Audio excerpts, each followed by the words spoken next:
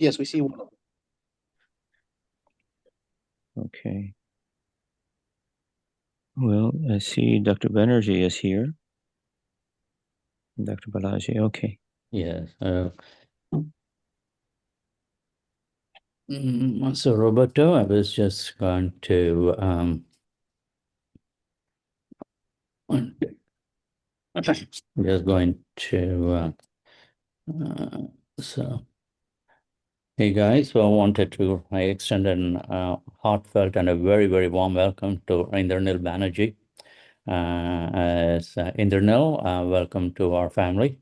We couldn't tell you how delighted we are to have you with us, and that's every member of our team here. And this is our urology grand rounds, 7:15 to 8:15 every Wednesday morning, and we have a variety of topics. Every member of the team tends to contribute to this grand rounds, both in terms of presentation as well as engagement during the meetings. And these meetings are usually recorded. They're available and they get posted on our websites and so on. And guys, as we discussed, Dr. Banerjee is a very experienced urologist, has worked in multiple countries. He trained in India, decided did his residency in urology, then he did his fellowship at U Miami, has been in practice for years, and is also a very skilled robotic surgeon. And we welcome Indranil to our team. Thank you. Okay, over to you, Roberto. Thank you. I want to know if you are seeing a slide of a PowerPoint with a banner at the bottom for the Zoom or not. My bottom of my slide is covered up by a Zoom banner. Yeah, you can move it up to the top. We generally don't see that banner. So you can move it to any location. There. Yeah, Thank you, Dr. Balaji. I think that solved my problem. Yeah. Okay.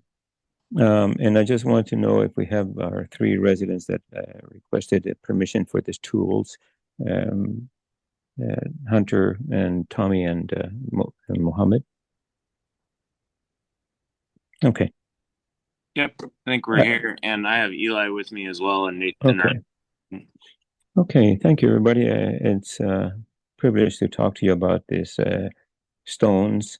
And I just came from a meeting where I see that there's kind of a new revolution going on in terms of stone removal, in terms of how we get them out using, it's hard for water to move a big stone unless we turn it into sand. And right now there's a big emphasis on turning the stones into sand and then rinsing them out. And by virtue of the fact that the thulium laser does produce so much finer particles than the holmium YAG laser. And then there are other lasers as well. But this concept of doing this has been coming forward and rinsing out the sand either through the scope, through the ureteroscope, for example, as does the CVAC ureteroscope by Calixo, or around the scope, if you put a sheath that is around the scope ureteroscopy sheath, and then rinse it out that way. And there are sheaths that do that. So therefore, if we're going to rely on that method and not so much on pulling out stones with a basket, the amount of material that you have to rinse out becomes pertinent in terms of how it's going to affect your case. So going back to some foundations about how we measure what we call a stone burden, I'll go back to, not all the way back to the previous century, but halfway there, to 2014, when we have some guidelines from the AUA about, these are the ones for medical management of kidney stones. And they say that it's important to quantify the stone burden. And this is a clinical principle, meaning that it's just that widely agreed upon, not necessarily supported by evidence in the medical literature, may or may not be. But this is recommendation number 4, guideline number 4 in this collection of guidelines from 2014. And there's another one, the recommendation 27, that we should periodically, when we're doing medical management, periodically obtain follow-up imaging studies to assess for stone growth. So both of those try to tell us that we should be cognizant of the amount of stone load.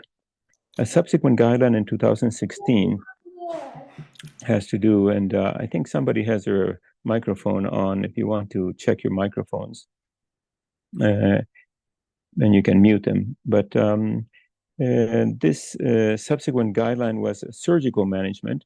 And of course, here, the burden of stone becomes more important. And so there are guideline number, this came out 2016 from the AUA, combined with the Endourology Society. And number 7, that the stones are less than 10 millimeters in size and length and diameter, then we should let them pass. And altogether, there are 56 recommendations in this guidelines, and 9 of them have to do with the volume of the stone or the stone burden, in this case, the size of the stone measured in millimeters. And I'm just going to quickly go through some of them without pausing to do much talking about them.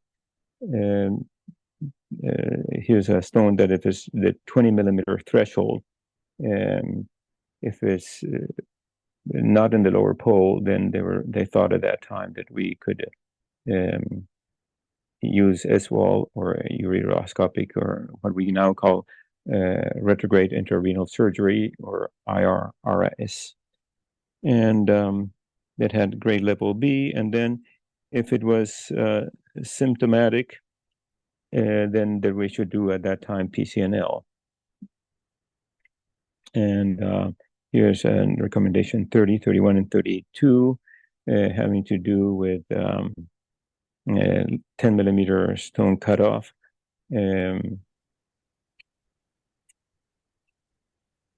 And here's some pediatric recommendations, 3 of them.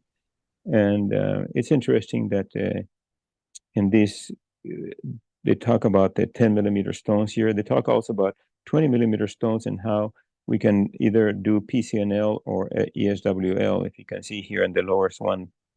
And this is always interesting to me, because in adults, we consider, the guidelines at that time said that you would just go straight to PCNL.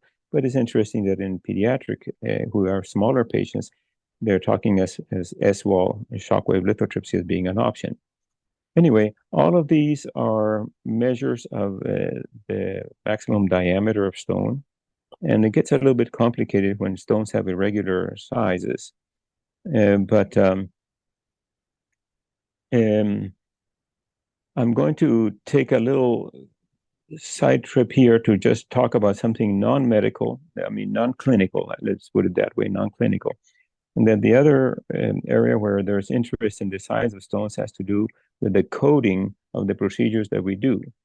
And so, for example, if we do a percutaneous nephrolithotomy, my understanding of the current version of the CPT coding is that if the stone is less than or equal to 2 centimeters, and you're doing PCNL, you code it with a 50080.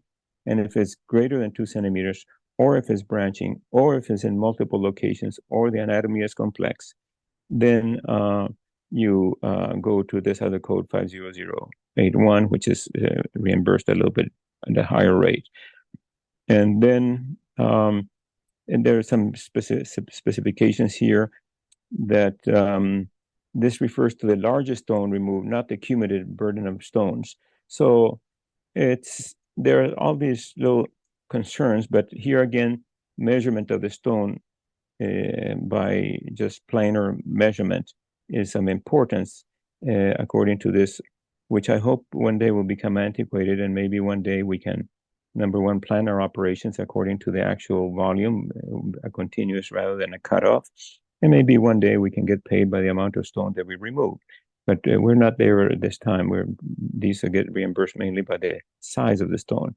And then another one here. And this has to do with, let's see, I may have skipped one because I went too fast. Okay, here's for bladder stones, there's also a cutoff, and that's a one-dimensional size of 2.5 centimeters. You get different CPT codes. And interestingly, for ureteroscopy, which is what we're talking about, is now expanding and doing bigger and bigger stones. These codes that are covered the ureteroscopy are including this one here. That is the second one, 52353. That's the one for stone removal. It doesn't matter how much you remove. What matters is that you use that ureteroscope, and that has a single code. And furthermore, for our scheduling purposes, when you put that code in, they'll average the amount of time you spent. So if you spend a long time on a stone, your averages may go up eventually, and vice versa. But this is something to keep in mind in terms of how size of a stone and how we interpret the size of the stone affects our practice. So I remember the days when a physician would put up a plastic film on the view box and take a ruler and measure the size of a structure, including stones. I'm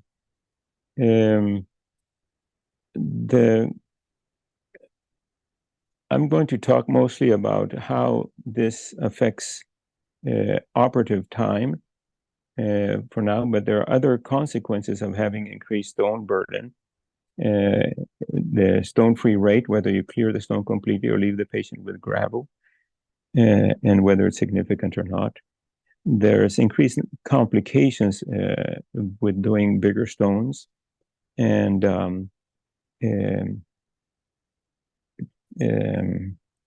but I'm going to concentrate most of what I talk about in terms of the operative time, because we do have a conversation going on with anesthesia in terms of when we schedule a case, if we are adjudicating the right amount of time. And if it goes by average, then it may not reflect what is applicable to the particular patient that has a smaller stone or a bigger stone burden. So with that in mind,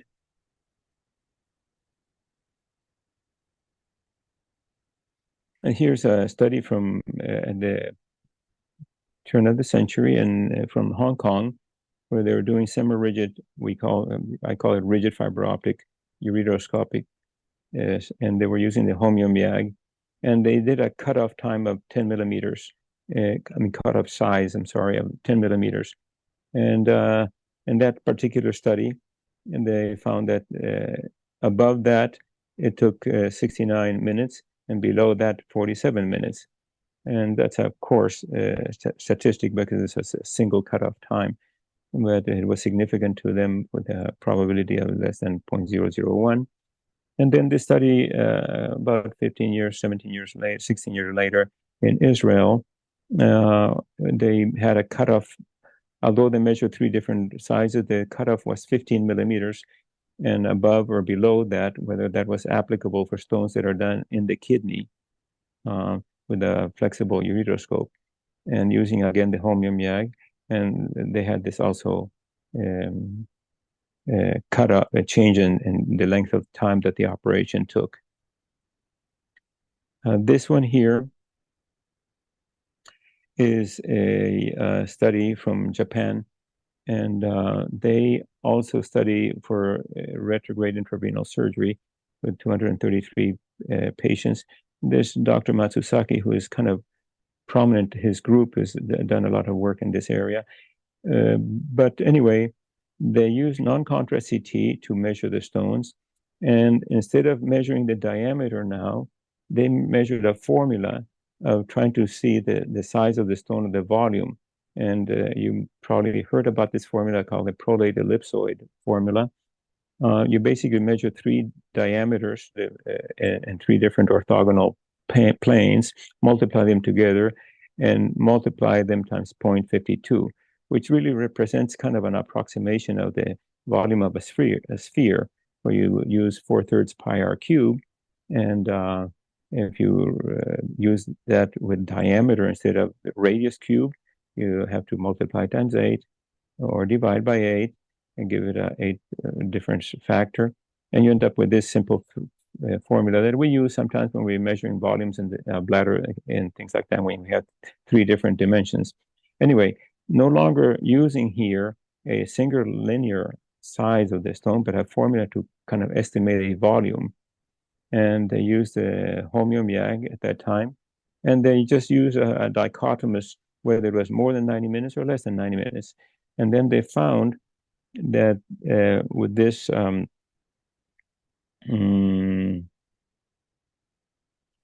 trying to remember the area under the curve with this receiver operator characteristics, the more this goes up higher and encompasses more volume, more area under it, the tighter the relation is between these 2 variables, meaning the stone size and the duration of the operation. And so they found in this particular one that this darker curve, which is the stone volume, had a greater predictive value of the length of the operation than did, for example, the Hounsfield units. So continuing with this concept of using a formula for a volume instead of a length or 1 dimension, but rather using these 3 dimensions, there's another one here from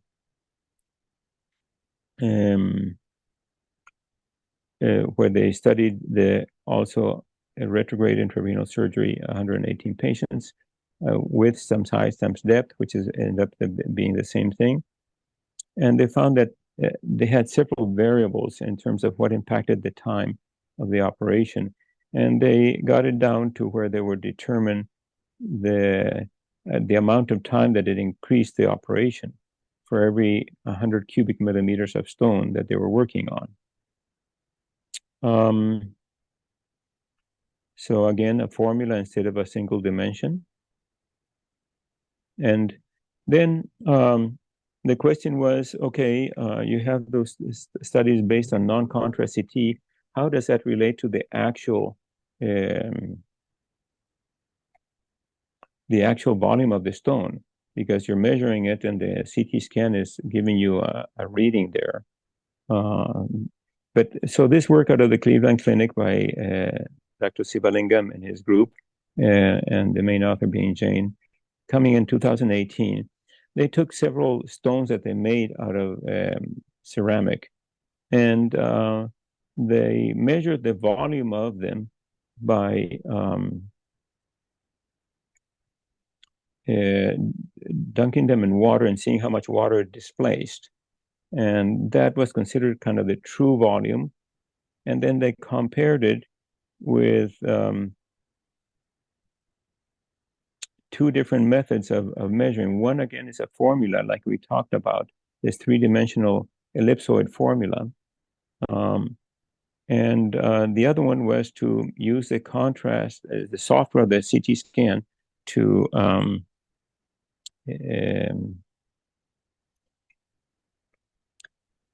populate a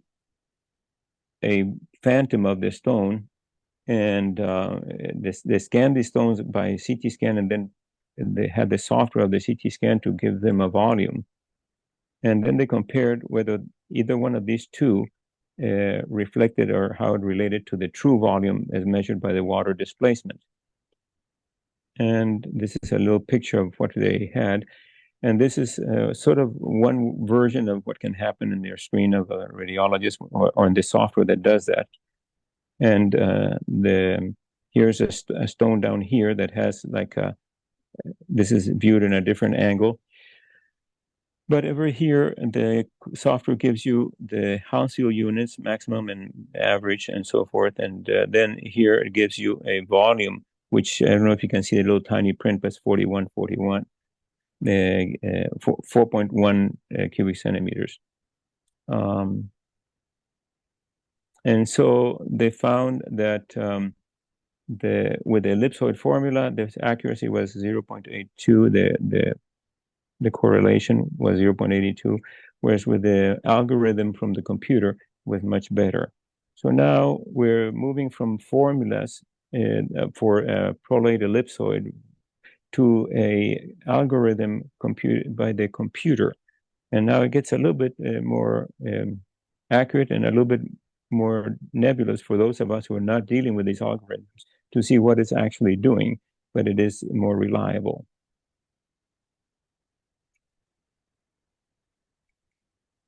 And here's two subsequent studies in 2011, and not subsequent, I mean, these were previous studies. And the earliest one that is mentioned in the literature that did this was way back in 1997. So it just shows you how long it took to get into using the water displacement as a real volume. There are newer technologies now that may even be a little bit slightly more accurate than the water displacement, but I won't go into that. So this is another more recent study from this year. Another group, international group, they did the same thing. They took some stones, the pictures are showing here, including some clinical stones and some artificial stones here, and then processed them with two different, I think, are you all seeing my screen? I lost my screen. Okay, here we go.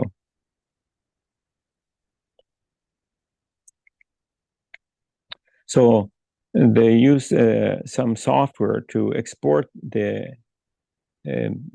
scan them by CT scan and export the study into a software called Horos and another one called 3D Slicer, that these can receive a DICOM file, and they recreated this images from this picture. I mean, from this CT scan of this stone, and you can see that this one here looks like a little star, and this kind of looks like a little, I mean, a flower. This kind of looks like a flower, and anyway. And then they applied again the same thing. They did the ellipsoid formulas versus the 3D segmentation.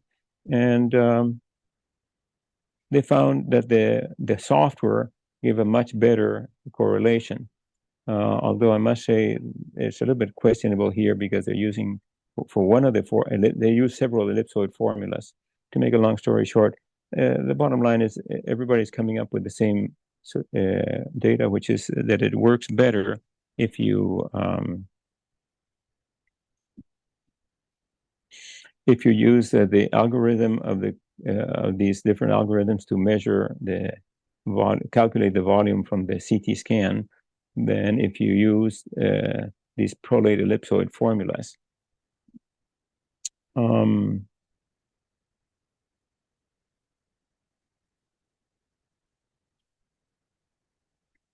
Now, here is a recommendation from just 2023 from the American College of Radiology as to how we are to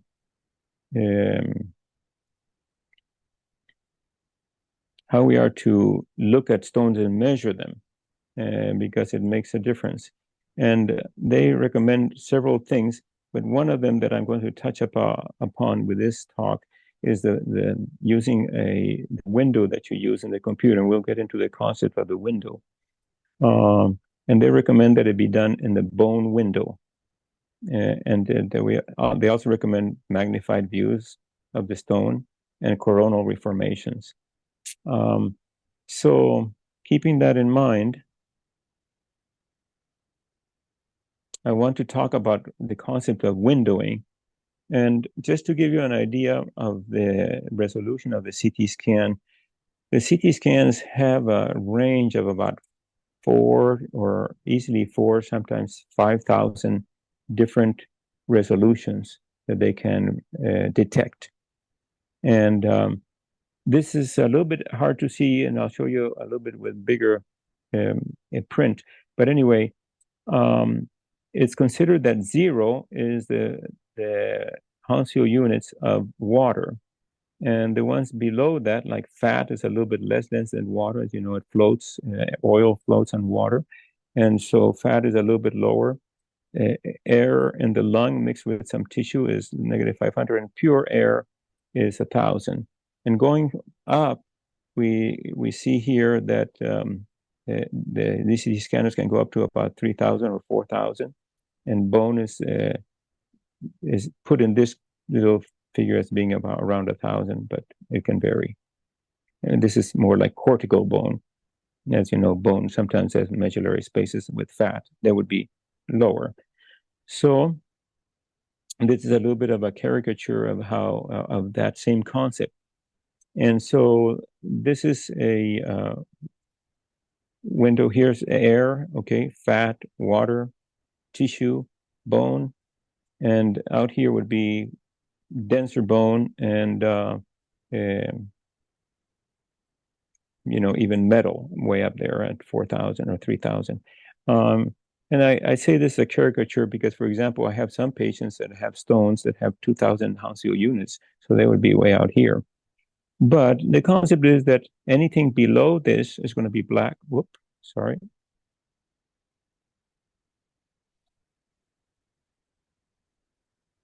Anything below this black on the left side is going to be black, and there's no discernment there. Anything above this is going to be white. Well, if you talk at that extensive resolution, you know, that we have a sort of vast resolution, I would say, what happens to us? We are looking at them in a screen. The computers, and you're turning these densities, this is like an impedance, how much the tissue resists the passage of the X-ray. We are looking at that now on our computer screen, and we're converting that information to either a black or a white or shades thereof. So we're only using two colors, black and white, of the whole spectrum.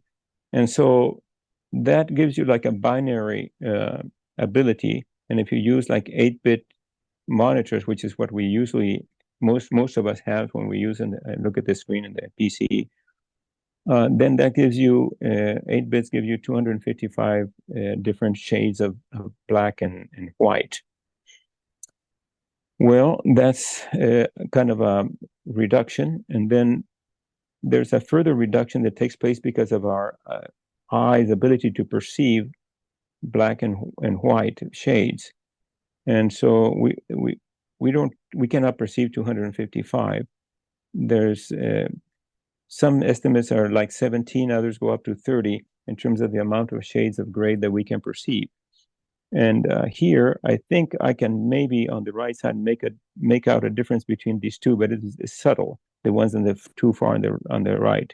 On the left, I would say that for 3 of them approximately, I cannot tell the difference between those bands of whether one is darker than the other one. So therefore, how do we reconcile this vast amount of information and the amount of our eye to see in the screen and beyond the amount that the screen can represent in terms of 8-bit color? And here is the concept of a window. So we then try to use our own, let's say we had 30 shades of gray. We try to put a window into a certain amount in a certain location along that spectrum that I showed you, between -1,000 and 1,000, depending on what we're trying to look at. And again, all the things that are outside that window are going to be black, and above it is going to be white, and we don't have any information there. And so here's a window, and there are two concepts that the way we represent the windows. And this is something that ordinarily we don't tinker with, but it shows up on our computer screen, and I'll show you a little bit later. Let me see if I still have that here. Here's something running. Here's a CT scan. And if you see down here, this is very fine, but here on the bottom left is the window. And there's a C and a W in our software that we use here, which is VISAGE. But in most of them is a L and W in most of the other softwares. So anyway, L is the level or considered the center of your window. And then width is how wide you're doing from the threshold here to the top threshold, so to speak. So you have a level and a width. And then you can vary both of them depending on what tissue you want to see. So here is the scale, again, that I showed you before, and we superimpose a little graphic there. And this is a soft tissue window. And here, you remember that the 0 here is water. And then the soft tissue window is what people would get when they go to the emergency room and get a CT scan of the abdomen and pelvis. And oftentimes we are shown that, and those are the studies that we get. But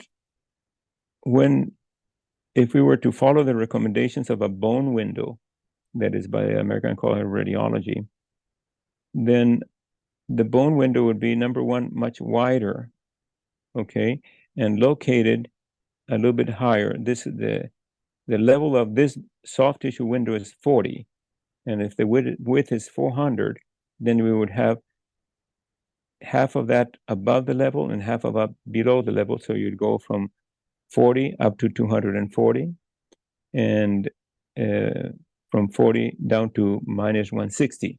So it'll catch the fat tissues and also the soft tissues. And the ones above it, like bone, they would just all be white. Okay? And when you have below this, like in the lung, it'll look black.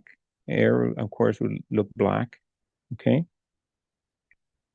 But in here, you try to distribute those 256 shades of gray, and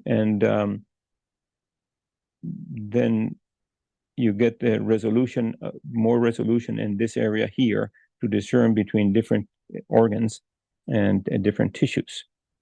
The bone window spreads that resolution over a much wider span, and also places it a little bit higher. Is the level is 300 as opposed to this one is 40. This one would be 300, further to the right and wider, trying to catch the characteristics of bone. How does it make a difference? Well, Roberto? Yes, sir. In the previous slide, would you be able to explain to us what is the difference between WL and WW? The first W stands for window, and so window level and window width. Yeah. So when they say WL is 40 and W width is 400, what do they actually mean? Okay, so this means that we're not looking at the whole spectrum. We're discerning, spreading out into a wide number of colors of shades of gray. This section here that has in the real scale of the computer of the CT scanner has it goes between it has a span of 400. From here to here is 400 different Hounsfield units, meaning this is the threshold at which it becomes visible as being darker than black. And this is the threshold at which it becomes no longer visible over here from here on, because it's just plain white. All of these will be white. So therefore, in answer to your question, this level here set at the center of it is at 40. This is the level, or in VISAGE is center, but anyway, the center of it is 40, with water being 0. Okay, and so you can see here is a little bit. The 0 there is the water. The 40 would be just a little bit to the right of it, and then you would have equal amount of width on the left and on the right. And since the width is 400, you would have 200 going this way from the 40 and 200 going this way. So the top level will be 240 Hounsfield units. Okay. And the bottom one is going to be negative 160. Does that make sense? Yeah. So the way I understand this, Roberto, is water is always 0. Now, when we talk of the WL, that's the center point number. So you're moving a slight of the 0, which is 40. From there, it's 200 on either side. Is that correct? Yes. I think that's an easy way to understand it. Yeah. And for us, when we're presented with this, then we have to take the width and like this one here. I don't know if you can see this little tiny thing here, but here it says the center. We call the L here is called center and VISAGE. and it says 40. Can you see a little tiny thing there? Yeah. Yeah, it's a little bit harder to see. Yeah. So but anyway, we're presented with that, and that's what we get if we don't touch anything. yeah. So I think maybe this is a better nomenclature because it's a center. So the center is 40, the width is 400, which means it's 200 on either side. And the same thing for the bone window. The center is 300, the width is 2000. So it should be 1000 on either side of the 300. I agree with you. I think the center is easier, conveys better what we're dealing with. If Yeah. you say the level, then you have to think through these things that I just mentioned. Yes, I think so. The center and the width is clear. It's 2000. So it's evenly distributed from the center. And then the grayscale is distributed across that width. Okay. Yeah. Sure. And if we want to talk about how this affects the tissue, here's an example of here. If you put that window very narrow, then the discernment is minimal for the, how would you say, the discernment is greater. It's like you increase the contrast. You concentrate all those shades of gray into a little tiny window. And when tissues are very similar, then that's advantageous. Like here we have gray matter and white matter, okay? There's the gray matter and the white matter, of course, is opposite of what we talk in English. But anyway, this is the gray matter here, the white matter. And this brain window, which is very narrow, is able to see those two different tissues, but it cannot tell you much information about these bones. They're all white because they're outside the window of this particular window. This is a brain window. If you go to a bone window now, especially with this one here with the algorithm, I won't go into that. But anyway, here you're seeing the detail of the bone, including the cancellous bone there and the cortex and then the part of the bone that is not so solid, and you can tell that, and you can see. But as far as your brain, you lost all your resolution because you spread it over such a wide window that now you don't have that resolution. Okay, so this is where the window, the width of the window becomes important. Of course, for us with stones, what we're interested in is to catch the soft stones like uric acid that are down, I would say soft in terms of impedance. Uric acid stones, 300, 400, 500, 600 maybe.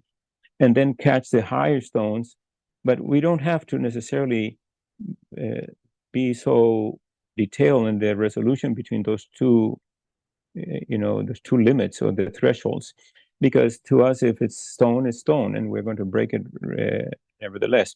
And the important thing is stones have a big contrast with the surrounding tissues, so we can afford to have. So a bone window is what is recommended to showing our stones, and we can have these white this detail here. We lose some of the detail here when we do that. But I've not been used to do that. I've used to get a CT scan from the ER, and I look at the window and I measure my stone there, leaving it in the soft tissue window. And does that make a difference? Well, I think it does. Here is an example of a CT scan. Now, I didn't have time to get a real soft tissue one, but you see this one has a center of 40 and a width of 400. I don't know if you can see it. It's really tiny. But anyway, it's close to a tissue window, and this is what you would get in the emergency room. Mind you to say, keep in mind that these levels are not set universally. It has to do with the people that organize that scanner and the particular study. So the technicians determine how this window, and we may call it soft tissue, but a soft tissue window from St. Vincent's Hospital may be different than what we get here. And up to now, I wasn't looking. So I was just taking whatever CT scan we upload from wherever it comes, and I just measure my stone there, and that's how I do it. Does it make a difference? Well, here's this stone here, and that shows on this window a diameter of 16, maximum diameter that I got here was 16 millimeters. And looking at that in more magnification, Here's the 16.3. Now, if we apply the bone window, that's what it looks like now. Now you see there's a little bit of a penumbra here, a little bit of a shady twilight around it. So now we try to say, okay, where's the stone? I'm kind of inclined to bring it down here and to here, you know, with this bone window. So it makes a difference. And a small amount in cortical diameter here makes a huge difference in the total volume of the stone. Okay. I don't have the figure here to show you, but those are calculations. So obviously, we don't have too much time as clinicians to be spending a lot of time measuring these things like that. We do use the caliper sometimes when I'm planning an operation. Up to now, I was using a caliper that the VISAGE provides, and when the stone has a branched appearance, then it becomes a little bit more difficult to estimate how much is the volume. And that's when some of the algorithms of the computer become helpful. What I've found is that I did a ChatGPT query as to what software, because there's so many different imaging softwares, and that number one, some of them are clinical and some of them are able to import a DICOM file, and they're not necessarily clinical. They're more like research or just imaging, like one called 3D Slicer, and there's some other ones. Or that Horos may be that kind of a software. And so one can import those images into them and try to use the tools there to measure the volume of the stone. But most of us, when I did that ChatGPT search, I asked which one of the available softwares, and I put a number of them there, or I said, or any others, have the shortest amount of clicks and intervention from the operator to get you a region of interest volume. And it was unequivocal that VISAGE was far and above the easiest one that they would report. Now that's just ChatGPT. But when I started trying to measure stones better, I was directed to go and try one software package called Vitrea, which we have available. It's from Canon. And I must say, I found it a little bit too much work for a clinician to do, to try to measure a volume, because they wanted you to do, there's two different ways of doing it in general. One of them is to make a contour and go slice by slice, making contours, and then add up all the volumes, we call it segmentation. And we do that a little bit when we're doing the prostate biopsies. We do some segmentation of the borders of the region of interest. But if you're trying to measure the volume of a stone, I think it's a little bit laborious, and then you're getting a visual impression as it is as to how much work you have to do. But sometimes when we're trying to communicate with each other, it's sometimes helpful to know we have this kind of a stone. This is how much time is going to be. And therefore, can we use that to say, okay, we're not going to get out of the operating room that fast with this stone, or this is going to be a quick and easy stone. Now, the part that I found, the VISAGE instructions showed me what is the way you get a stone from VISAGE, a volume by VISAGE. And they have a method that is a little bit labor intensive. But when I went to this conference last week and talked to one other interested party who was using VISAGE, they showed me a better tool, which I have shared with some of the residents. And I'm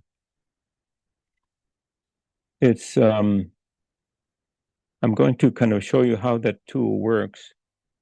I'm going to jump into, here's that same stone in VISAGE in real time. And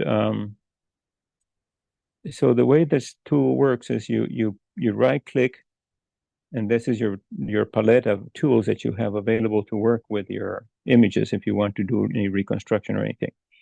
And then there's this one here, the three-dimensional freehand 3D ROI. Go like that.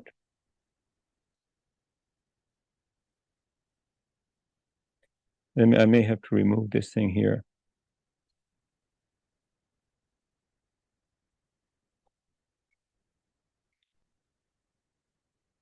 Delete the object. Okay. So anyway, you go like this, you click on this, and okay, you get this little menu here. And in the menu, you have this little new 3D segmentation. Click on that, highlight it, and then click on the stone. And it will draw an area around that stone. And I'm going to just try to make it a little bit easier to see.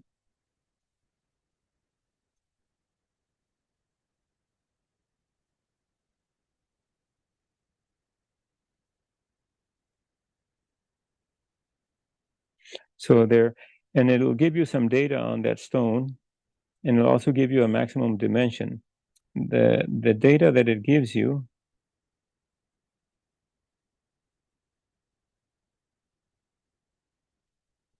it gives you the volume that it estimates, and the mean Hounsfield units, the minimal Hounsfield units in that volume, and the maximum. The maximum Hounsfield units is kind of helpful to determine whether if you can dissolve that stone or not.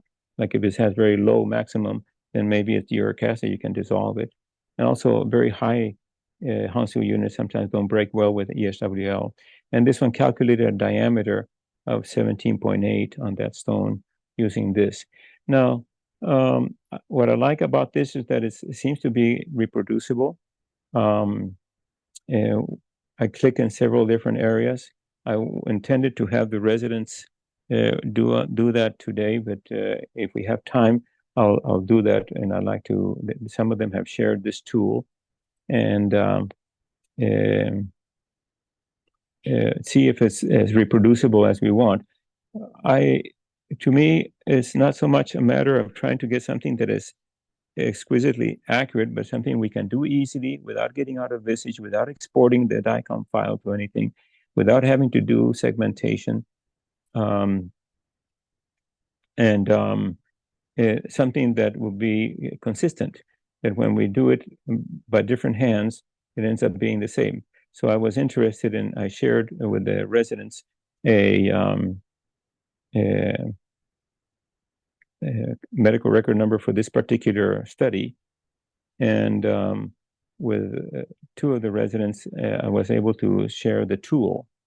And I'd be interested in, if you take that, Mohammed and Tommy, and you take the study that I sent you, and if you click on this one stone here using that tool, do you get the same volume that I do? I would be very interested to know that.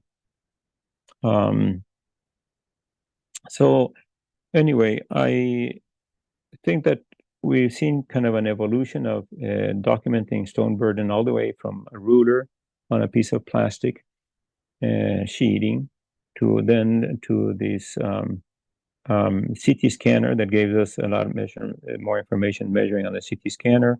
And then instead of using a formula, which was the next step up, moving into an algorithm, and then these algorithms. And the next step that I see coming now is they're trying to use these algorithms a little bit better by using what we call artificial intelligence, which is kind of an incubus, because it's something that is hard for us to see. I mean, I cannot understand what they're doing.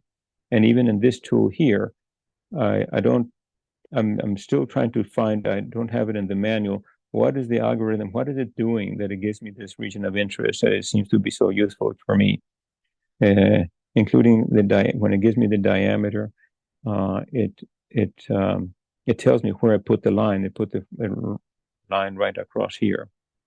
So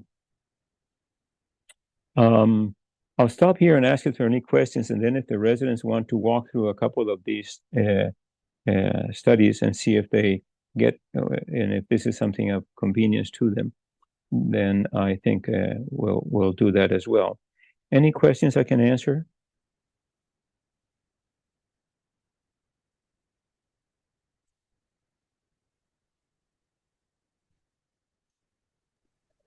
Did I put everybody to sleep? So, Roberto, another question though. I think clearly the message is clear that the volume is important. Now, Hounsfield units are also important. Is there a way to integrate volume and Hounsfield units together to look at whatever endpoint we may be interested in, the time to clear the stone or stone clearance rate and things like that, location? Well, yes, we have some control over that. Let me get into VISAGE here. And number one, let me just reduce the size of this study here, okay? And then just point out that the recommendation is to look at these things in 3D, and I'm going to expand this one here, okay? And then expand this one. And one way to do this is if you hold the alternate key down and you click on this stone. Here you have the three-dimensional. This is axial, coronal, and sagittal, okay? And that's the same stone. Here's this extra stone out here, but you can disregard. And then any of these three images, I go ahead and click, hold down the alternate key and click on it. It centers all three stones in the same area. And then to integrate, and which is your question, how to integrate both things. Well, I think one, if you want to make a bone window here, in VISAGE is not too complicated. You push the key 1 and it goes into bone window. And it sets them right here, down here, the parameter, the center of 500 and the width of 1500. If you want to go to the original setting of this stone, the way the study was recorded, then you press the 0 and it takes you back to the way it was initially presented to you. So that's one pre-made menu where you can get your, you can use the, you can change the Hounsfield units in the window. Now, but if you want to use the volume and find the volume and what are the Hounsfield units, as you can see, can you see the little tiny magenta print down there? It gives you the diameter, the maximum Hounsfield units, the minimal Hounsfield units, and the mean.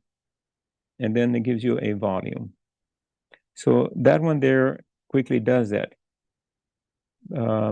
If you're going to do some measuring on your own without this handy tool, then you need to decide how you want to leave the window like it is there. To me, the simplest thing is just press the number 1 and it becomes a bone window. And then I can start measuring that if that's what I want to do. But personally, if this thing will be reliable, I would much rather do this because a single click, I get all the information that I need. Where it can fail, and it has they give me some difficulties when stones are branched and spread and a little bit complicated. There's another tool. It's just, I'm not going to show it here because it's more labor intensive, but if we have time, I can show it to the residents. But it will propagate all the continuous voxels that are within a certain range of window, and then give you a volume of that particular congregation of voxels. And again, voxel is just a little cubic little units of the CT scanner volume, as opposed to a pixel. We talk about pixel in a picture, voxel in a volume. And so all the ones that are contiguous, that are within a certain range of Hounsfield values and they're touching each other, will be added into that volume. And that one can handle branched calculus and everything like that. Does that answer your question, Dr. Balaji? I'm not sure I did. Yeah, no, I think we did spend a lot of time on measuring, Roberto. My question was how to integrate all this in terms of clinical decision making. For example, we may have a stone of 2 centimeter volume, but then if the Hounsfield unit is say 1500, the outcome treatment that stone will be different from say a 3 centimeter stone with a Hounsfield of 800, isn't it? So we probably just can't think of integrating all available information in addition to the volume. Might even improve the area under the curve a little bit. Yes, I think that's a very good point. And I think this little tool here does that because it gives you the maximum, minimum, and minimal and average Yes. Hounsfield units. So let's suppose you have I've had this more than once happen. I get presented a stone and we start talking about how we're going to break it. And then it turns out that the maximum Hounsfield units is like 600 and it's a uric acid stone. So now we're talking, okay, do we need to break it or going to just dissolve it? Or I've seen some stones that, have a high, the maximum Hounsfield units. I have two patients that I'm looking at right now. Their Hounsfield units are 2,000. Well, we're not going to do ESWL on that because it's not going to break. So I think this little tool here offers to me the best promise to do it quickly, easily, and give you the maximum information without having to measure things so much. So so in that example, Roberto, if somebody has stone has an Hounsfield unit of say 500 or 600, and we are thinking of dissolution, does volume predict whether dissolution will be successful or not? And vice versa. You have a volume and then Hounsfield unit that does influence success or not. Anyway, there are varieties of ways to approach this, and I think this is a great talk, Roberto. Thank you for educating us on this. Thank you. Guys, any other questions or comments for Dr. Marino? I have a quick question. Yes, Mohammed. Dr. Marino. I hear you. So earlier in your presentation, you said that the manual ellipsoid formula is, I think the sensitivity or specificity, I forgot, is 0.85, and that the algorithm generated one is 0.99. Does that number refer to the one that we use here on Visage, or is that just like for how? So my question is, how accurate is this Visage tool? Well, the paper that was this Visage tool, I think I have not seen it used before. I just became aware of it last week. The way I became aware of it is Dr. Ralph Clayman's group in the University of California, Irving, I think, was presenting a paper where they compared for several phantom stones in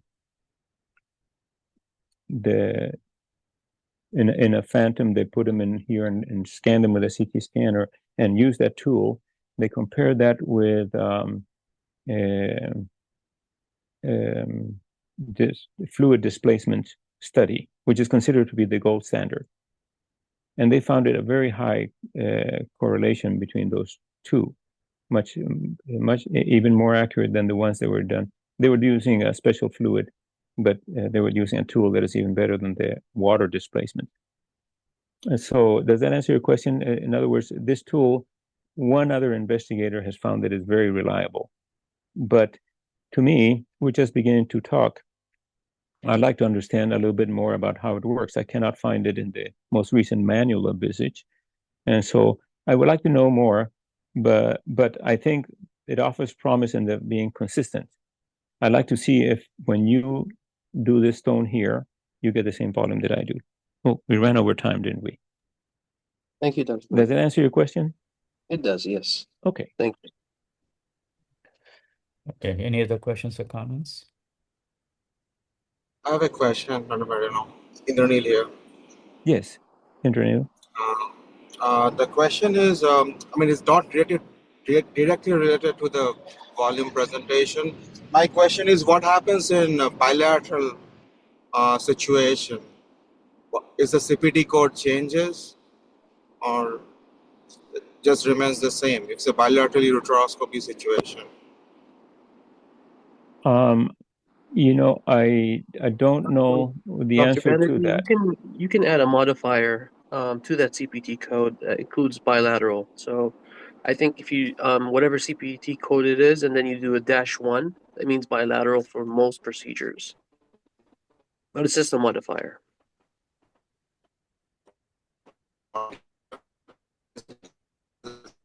Procedures. Okay. Any other questions or comments?